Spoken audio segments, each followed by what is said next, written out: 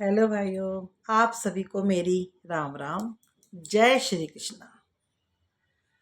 आज का जो मेरी चर्चा है वो है साक्षात भगवान के दर्शन। ये कलयुग शुरू हो चुका है ना। कलयुग कलयुग कब शुरू हुआ था? जैसे ही महाभारत खत्म हुई थी उसके बाद से कलयुग शुरू हो गया था। तो उस कलयुग में अपने भक्त को भगवान ने दर्शन दिए। इस पे आज मैं चर्चा करूंगी एक छोटी सी कथा के माध्यम से। लेकिन उससे पहले मेरे चैनल को सब्सक्राइब, लाइक, शेयर करना ना भूलें। पर साथ में मुझे कमेंट्स ज़रूर करिएगा। मेरी जो चर्चा या मेरी जो छोटी सी कथा होती है, अगर किसी के दिल को छूती है और किसी को भाती है, अच्छी लगती है, तो प्लीज़ चाहे कि स्माइली भेजो, लेकिन मेरे कमेंट्स में मुझे बताइए कि ये बात मेरी आपके दिल को कितना छूती है। तो आज जो मेरी बात है वो है मेरे प्यारे से कान्हा के ऊपर। कृष्ण जी जो परम पिता परमात्मा है, जिसने संसार बनाया है, जो खुद इतने सुंदर हैं, तो वो है ना बात कि जिसकी रचना इतनी सुंदर, वो कितना सुंदर होगा। अद्भुत, प्यारे, बड़े बड़े ही नटखट, लेकिन सबकी सुनते हो। तो एक गांव में एक ब्राह्मण, या मतलब समझो एक सेवक रहा करता था भगवान जी का, जो अपने छोटे से ठाकुर जी की बड़ी सेवा करता था। बहुत सेवा करता था। माने उनकी वो ऐसे भक्त थे कि जो अपना खा रहे मुंह का निकाल के भी खिला दें, उनको नहलाएं, वस्त्र पहनाएं, उनसे बातें करें। जैसे जब बड़े होते गए तो उनके परिवार वालों ने कहा कि अब आप तुम्हारी शादी कर देनी चाहिए। तो शादी हो गई उनकी। शादी हो गई तो उन्होंने अपनी पत्नी से कहा कि मेरा मन कर रहा है कि मैं वृंदावन जाऊं। जब सुना है कि जब ये ठाकुर जी यहाँ पे हैं तो इतनी रौनक मेरे पास रहती है, अगर वृंदावन जाऊंगा वहां तो कण कण में ठाकुर जी बैठे हुए हैं, वहां तो उनका मतलब लीलाएं हैं उनकी सारी। तो उनकी पत्नी बोलती है ठीक है, जैसी आपकी इच्छा। लेकिन कहते हैं ना कि हम गृहस्थी में फिर समा जाते हैं, इतना इतने काम में मशरूफ हो जाते हैं कि फिर वो, लेकिन वो दिनचर्या कभी नहीं भूले। ठाकुर जी से बातें करना, उनको नहलाना धुलाना, मतलब उनको एक उनके पास छड़ी थी, उस पे वो उनको टांग दिया करते थे झोले को अपने, जो उनके पास रहता था उस झोले के अंदर वो ठाकुर जी को लिटा दिया करते थे जब सोते थे तब। तो जैसे झूला, जैसे ऐसे हिलाते रहते झोले को और खुद भी सोते रहते थे। मतलब ये डेली का काम था उनको कि वो अपने पास एक छड़ी से लटका के रखते थे, उसके ऊपर झोला और झोले में छोटे से ठाकुर जी।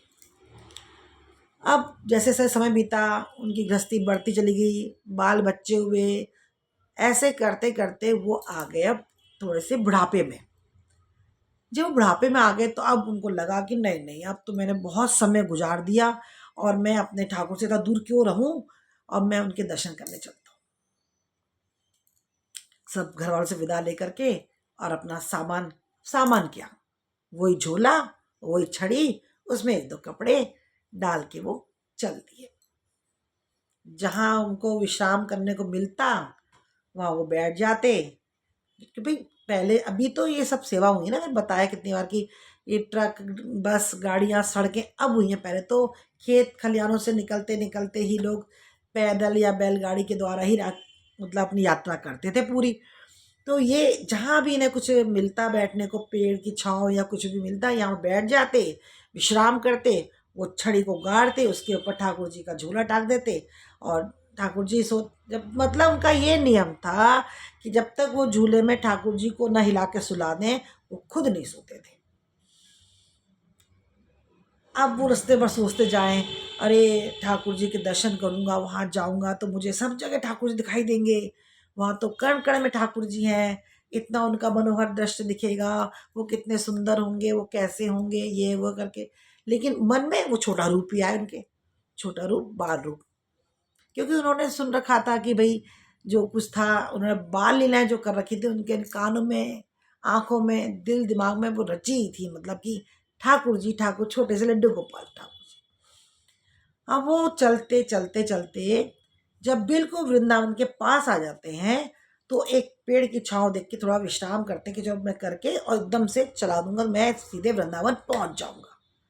अब उनकी आंख लग जाती है और ठाकुर जी झूला झूलते रह जाते हैं छड़ी के ऊपर।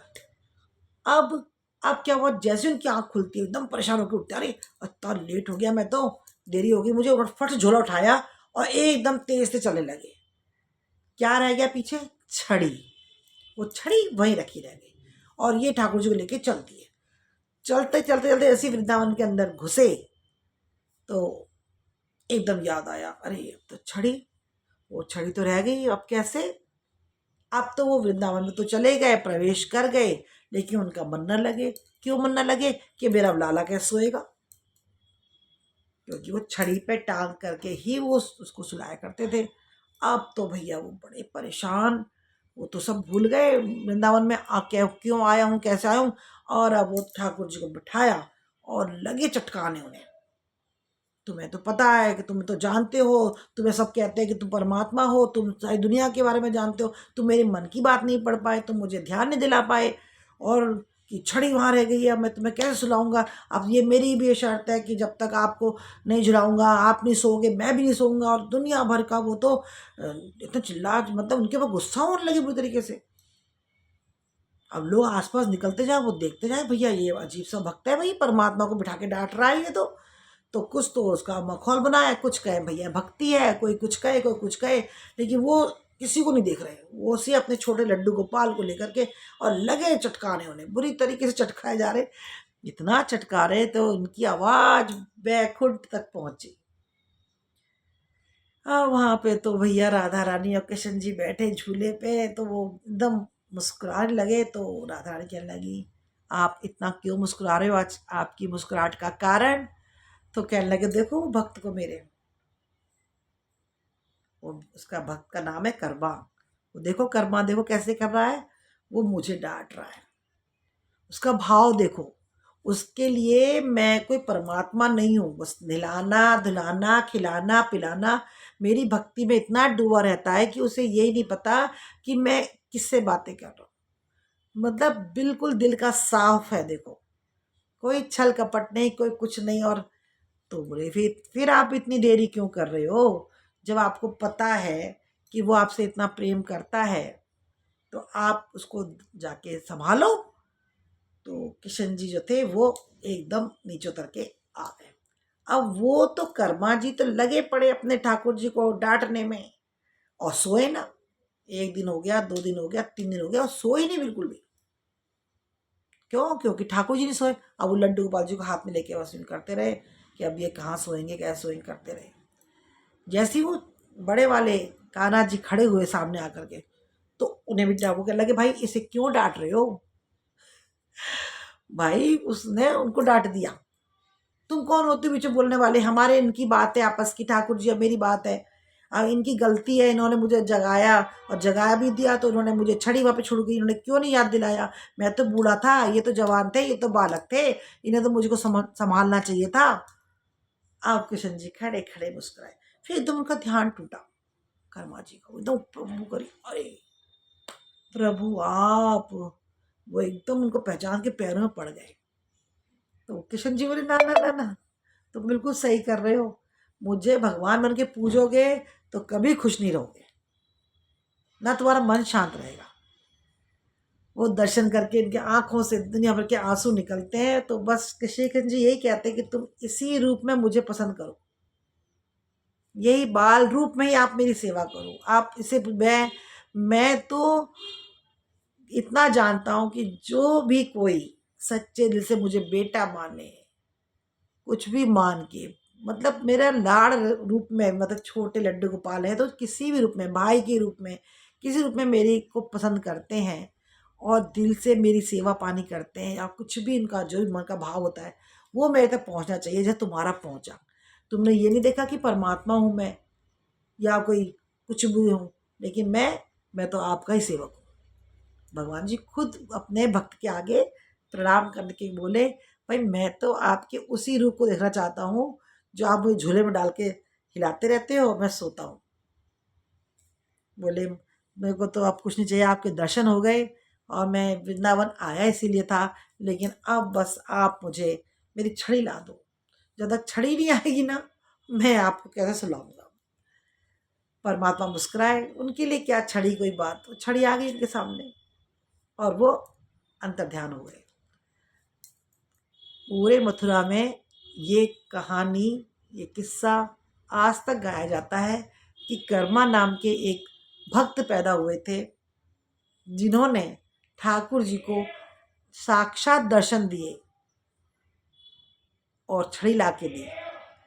तो मेरे ख्याल से अभी भी कोई जगह है वहाँ पे, देखो मैं इतना नहीं पता, लेकिन ये मुझे कहानी तो अच्छे से पता है। तो वहाँ पे अभी भी ये नाम फेमस है कर्मा भक्त के नाम से, और उन्होंने भगवान को अपने पास बुला ही लिया। तो ये होती है भक्ति, ये होती है भक्ति। भक्ति से मतलब ये नहीं होता घंटी बजाए जा रहे हैं और बस जोर जोर चिल्लाए जा रहे हैं या कुछ नहीं। वो तो सब कुछ सब जानते हैं। किसी भी हाल में रहो, कैसे भी रहो, किसी भी वक्त, जैसे आपका मन पूजा पाठ में लगे, जैसे आपकी श्रद्धा हो, जैसे आपको अच्छा लगे, बस परमात्मा को सच्चे मन से याद करो। सच्चे मन से, हमेशा आपके साथ है। अब आप डेली देखते होगे ना, डेली में आप सुबह से लेकर शाम तक कभी भी अजमा लो, आपके कितने बनते बनते काम बिगड़ जाते हैं, लेकिन फिर वो संवर जाते हैं, क्योंकि परमात्मा है, वो आपकी परीक्षा ले रहा था। भाई वो परीक्षा उससे क्या छिपा है? जिन्होंने इतना बड़ा ब्रह्मांड बनाया है, उनसे इस धरती की कौन सी बात छिपी हुई है? वो सबके बारे में जानते हैं। जिसने हमें भेजा है, तो वो तो हमें सवार के ही भेजा है ना उन्होंने, तो वो क्यों नहीं जानेंगे हमारे बारे में? हम चाहे कितने असंख्य हों, उनकी नज़र में हम सब एक ही हैं। उनकी नज़र में हम सब एक हैं। वो कभी किसी से कुछ नहीं, तू मेरा कि ये मेरा, वो उनके मन में क्यों है? उन्होंने तो खुद हमें भेजा है, उन्होंने खुद हमें रचना करी है, वो क्यों भेदभाव करेंगे? उनके लिए छोटा बड़ा, ऐसा वैसा, जैसा भी है, सब उनके हैं। बस भावना सच्ची, निस्वार्थ सेवा। छल कपट वाली बात पे तो उन्होंने 5 पांडव चुने थे और हजारों की संख्या में थे दुर्योधन के पास, लेकिन दुर्योधन की सेना त्याग दी उन्होंने। क्यों? क्योंकि सिर्फ सच्चाई पे।